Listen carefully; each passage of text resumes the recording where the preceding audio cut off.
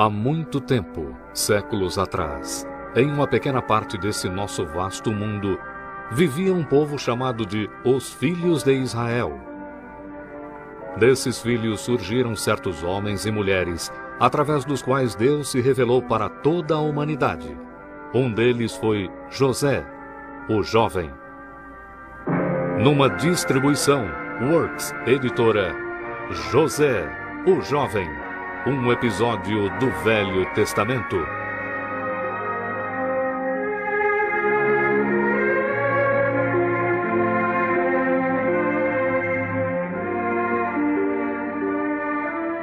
Versão brasileira, Estúdio de Cinema, São Paulo. Há quase 4.000 anos, vivia na terra de Canaã um homem com grandes riquezas e muitos filhos. Seu nome era Jacó. E como seu pai Isaque e seu avô Abraão, ele também era um adorador do único Deus verdadeiro. Jacó amava seus 12 filhos, mas o seu favorito era José, porque ele nasceu na velhice de Jacó e era um rapaz com muita fé em Deus. Para demonstrar o seu amor por José, Jacó havia lhe dado uma linda túnica comprida. E quando seus irmãos viram que o seu pai amava José mais do que a qualquer um deles, eles odiaram José. Eles o odiaram ainda mais por causa de 2 sonhos que ele teve. Pai, ontem à noite eu tive outro sonho. Um sonho mais estranho ainda do que o primeiro, no qual os feixes de trigo dos meus irmãos se inclinaram ao meu feixe. O que sonhou, José? Dessa vez, o sol, a lua e 11 estrelas se inclinavam a mim. O que significa esse sonho? Eu, sua mãe e seus irmãos iremos nos inclinar diante de você em terra? Sonhos eram levados a sério naqueles dias, pois às vezes Deus revelava os seus planos para as pessoas em sonhos. Então Jacó guardou no seu coração o que José dissera. Mas os seus irmãos o invejavam tanto que desejavam se livrar dele de uma vez por todas. Depois de algum tempo, Jacó mandou José para os pastos de Dotã, para onde os irmãos mais velhos tinham levado os rebanhos de Jacó para pastar. Ansioso para ver os seus irmãos, José fez a longa viagem a Hebrom na esperança de ser recebido com alegria por eles. Mas quando os irmãos o viram chegando, começaram a conspirar contra ele. Olhem, aí vem o sonhador. Vamos matá-lo e jogá-lo numa cova. Diremos que um animal selvagem o matou. E veremos o que será dos seus sonhos. Não o matem. Lancem-no nesta cova vazia. Deixem-no aqui no deserto, mas não o matem. Rúben planejava salvá-lo depois e mandá-lo de volta para o seu pai. Então, graças ao seu irmão mais velho, Rúben, a vida de José foi poupada. Quando José chegou até eles, eles o agarraram e arrancaram a longa túnica que ele estava usando. Ignorando seus gritos de protesto e sua resistência, eles o arrastaram à força e por fim o jogaram na cova vazia. Então eles se sentaram para comer, sem dar atenção aos apelos de misericórdia de José.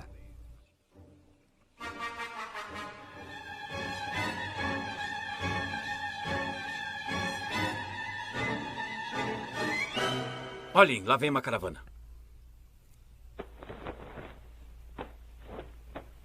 São mercadores ismaelitas.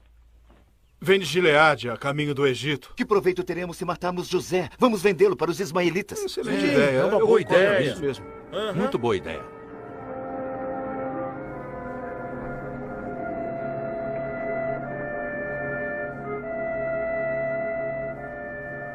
Então 2 dos irmãos correram para saudar o líder da caravana, enquanto os outros voltaram para a cova para tirar José de lá.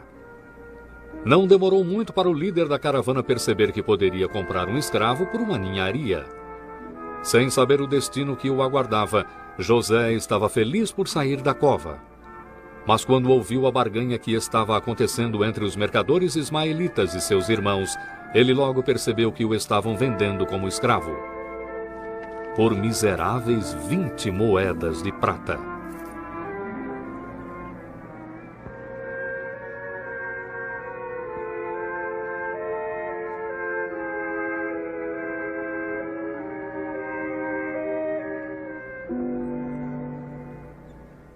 Arrancado do lar do seu pai e vendido como escravo pelos seus irmãos, José tinha apenas uma esperança e um conforto: Deus, em quem ele confiava.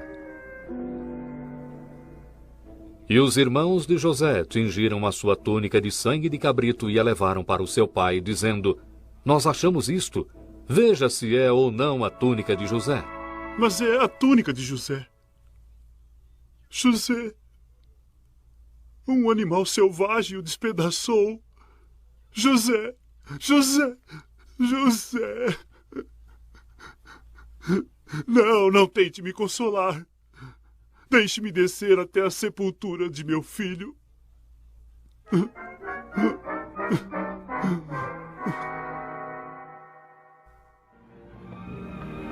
Mas, como no passado, também na escravidão, Deus estava com José.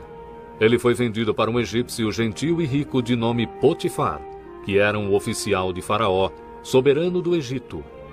E quando Potifar viu quão fiel e honesto José era, e como o Senhor estava com ele e o abençoava em tudo o que fazia, ele tornou José o administrador da sua casa e de tudo que ele possuía. E por amor a José, o Senhor abençoou tudo que Potifar tinha. Mas, em breve, a mulher de Potifar tentou José a pecar com ela. E quando ele não cedeu às suas sugestões perversas, ela pensou em como poderia se vingar. Assim, quando ela contou mentiras sobre José, o seu marido, Potifar acreditou nela e ordenou que José fosse jogado na prisão. Isso era uma punição injusta, mas José se lembrou de como Deus o salvara de outros infortúnios e ele continuou acreditando nos planos de Deus para ele.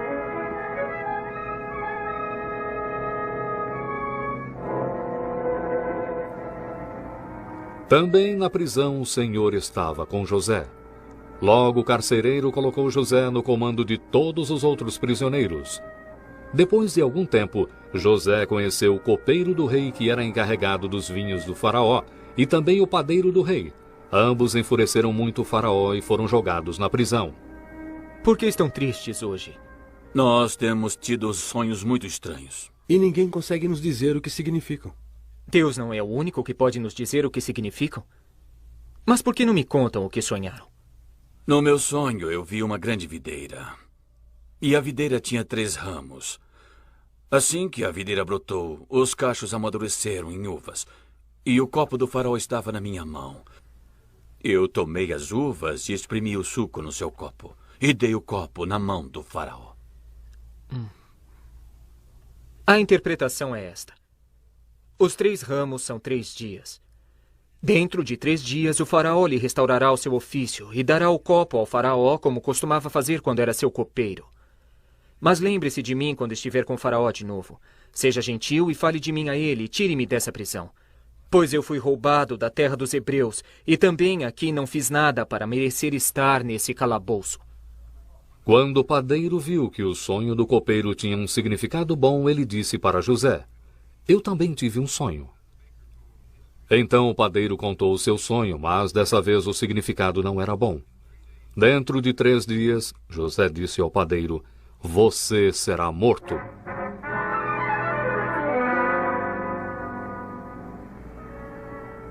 Tudo aconteceu exatamente como José havia previsto. Depois de 3 dias, o faraó celebrou o seu aniversário e o padeiro foi condenado à morte. E o copeiro foi restaurado ao seu ofício antigo. Entretanto, o copeiro se esqueceu de José e José teve que ficar na prisão por mais 2 longos anos. Então, um dia, Faraó, o soberano do Egito, estava muito perturbado. Ninguém, nem os homens mais sábios do país, podiam lhe dizer o significado de 2 sonhos estranhos que ele teve na noite anterior. Ele chamou todos os magos do Egito, mas nenhum deles podia dizer a Faraó o que os sonhos significavam. Por fim, o copeiro se lembrou de José e correu para contar a Faraó sobre o jovem prisioneiro hebreu que interpretara corretamente o seu sonho. Faraó mandou buscar José imediatamente.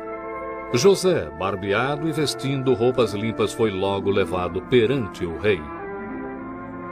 Ouvi dizer que quando você ouve um sonho, Pode dizer o que ele significa? Não, eu não tenho esse poder, senhor. Mas Deus dará uma resposta ao faraó que o ajudará. No meu sonho, eu estava em pé na margem do Nilo, quando 7 vacas, gordas e formosas, saíram do rio e então pastaram no pasto ali perto. Depois delas, saíram outras 7 vacas, magras e muito feias, como eu nunca vi em toda a terra do Egito. E as vacas magras e feias engoliram as primeiras 7 vacas gordas.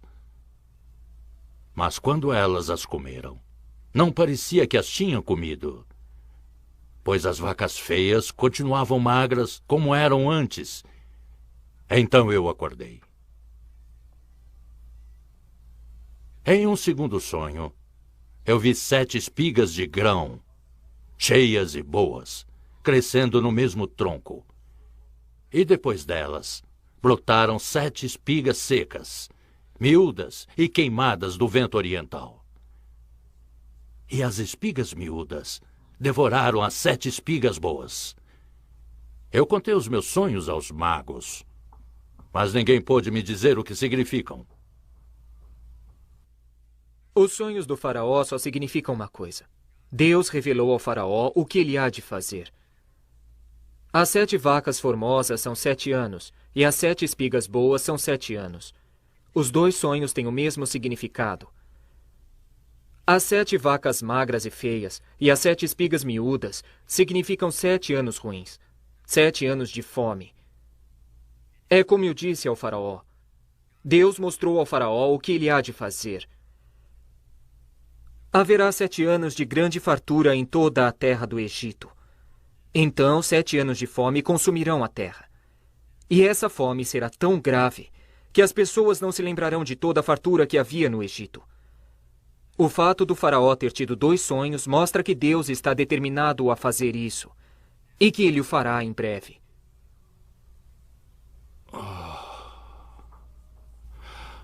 Agora que sei o significado desses sonhos, o que deve ser feito a respeito da fome que virá? O faraó deve escolher um homem sábio e com espírito e colocá-lo sobre o Egito. O faraó também deve pôr governadores sobre a terra e tomar 1/5 da colheita durante os 7 anos bons. Juntem toda a comida desses bons anos e amontoem trigo nas cidades e o guardem lá. Assim, quando vierem os 7 anos de fome, o povo do Egito terá muita comida. Acharíamos um homem com o Espírito de Deus dentro dele, como este homem. Pois Deus o fez saber tudo isto. Ninguém há tão entendido e sábio como você. Será encarregado do meu palácio, e todo o meu povo fará o que você mandar. Somente no trono eu serei maior que você. Eu o coloco sobre toda a terra do Egito.